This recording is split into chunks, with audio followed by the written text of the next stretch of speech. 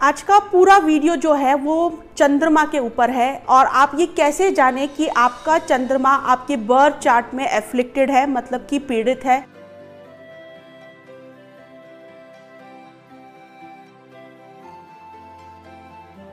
और यहाँ पे मैं कुछ बहुत ही स्ट्रॉन्ग पॉइंट्स आपको बताने जा रही हूँ जिससे आप अपनी डेली लाइफ में क्या आप एक्शन करते हैं, कैसे आप सोचते हैं और आप ये पता लगा सकते हैं कि हाँ मेरा बर्थ चार्ट में मेरा चंद्रमा वीक है। अब वीक है कि इसका मतलब ये नहीं होता कि अब वीक हो गया तो चंद्रमा आपको नेगेटिव रिजल्ट्स देगा पूरी तरीके से।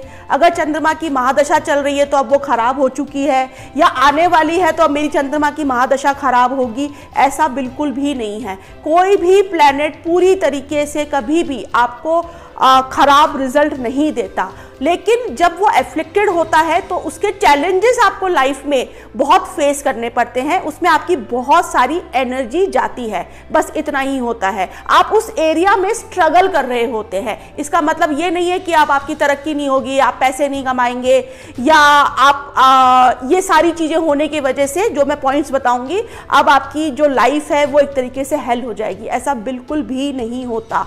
जितने भी जीनियस लोग हैं, बहुत पैसे वाले लोग हैं या बहुत इंटेलिजेंट लोग हैं या बहुत सक्सेसफुल लोग हैं, उनके चार्ट में भी कोई भी प्लैनेट एफ्लिक्टेड हो सकता है। बस डिफरेंस ये होता है कि आपको उस एरिया में बहुत लाइफ में चैलेंजेस फेस करने पड़ते हैं। अब यहाँ पे अगर मून आपका वीक है तो मैं यहाँ पे आपको कुछ पॉइंट्स बता रही हूँ और बहुत ही सिंपल है। अगर आपके हाथ से खाने की वेस्टेज या पानी की वेस्टेज बहुत होती है, आपका खाना बच जाता है, फिर आप उसको कहीं ना कहीं फेंकते हैं, डस्टबिन में डालते हैं, तो ये शो करता है कि मून आपका कहीं ना कहीं चार्ट में एफ्लिक्टेड है। उसके बाद में आपके पास में जो चेंज पैसा होता है, खुले पैसे जिसको हम बोलते हैं, तो ऐसे लोग बहुत अपने खुले पैसे कहीं कहीं पे रख के छोड़ देते हैं और वो या तो फिर उनसे गिरते रहते हैं, वो हाथ से बहुत गिरते हैं, कहीं रख के भूल जाते हैं, मतलब खुले पैसे की वेस्टेज भी बहुत होती है उनके हाथ से।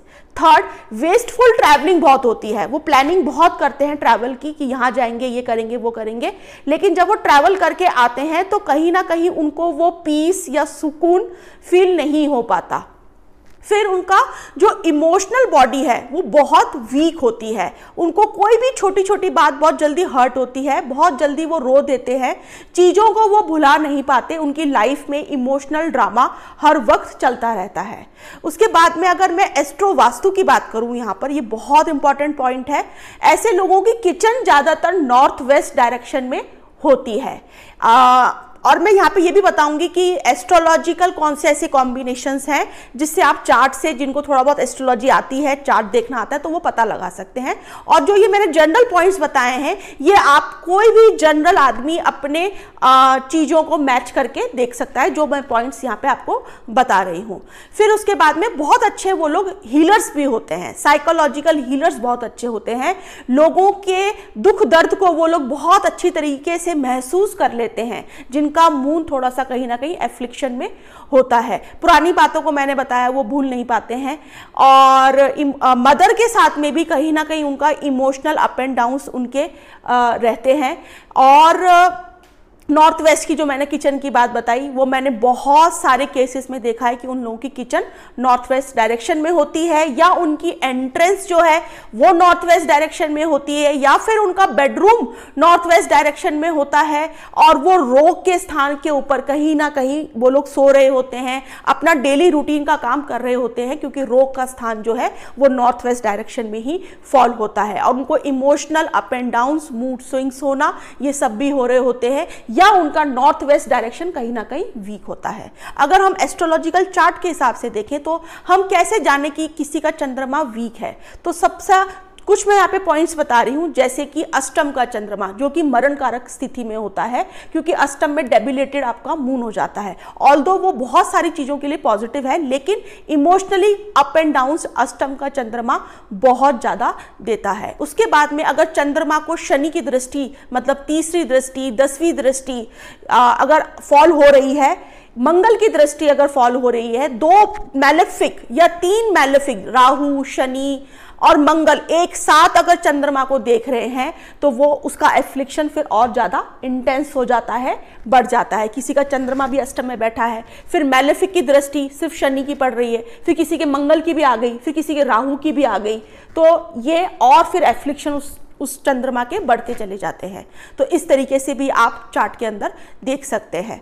और इसमें बस यही होगा, अगर मून एफ्लिक्शन में है तो इमोशनली ऐसे लोग स्टेबल नहीं होते, उनको इमोशनली अपनी लाइफ में बहुत सारे चैलेंजेस फेस करने होते हैं।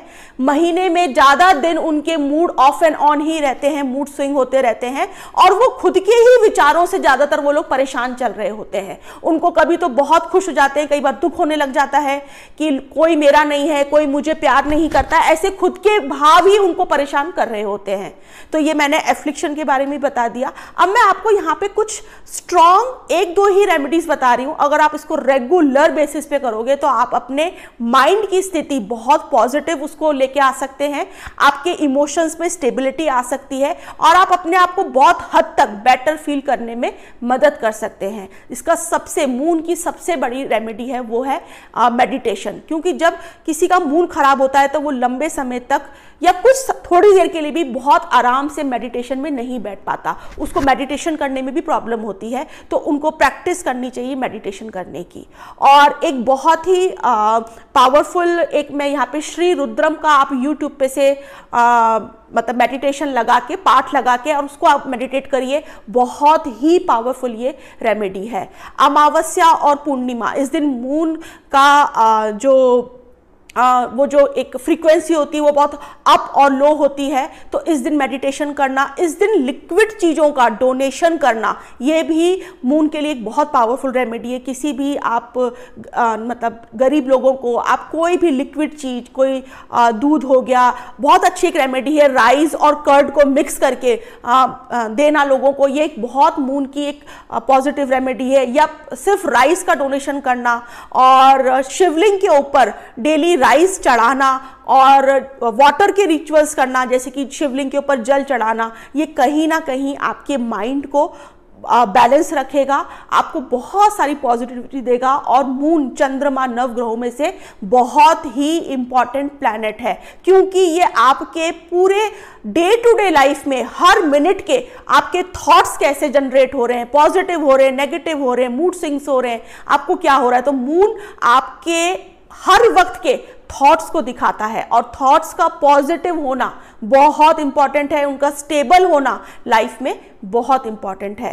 तो इन सब चीज़ों से आप बहुत सिंपल मैंने ये वीडियो बनाया है, और आप ये सारी चीज़ें अपनी लाइफ में देख के और इन चीज़ों को आप बहुत आसानी से बहुत हद तक बैलेंस कर सकते हैं।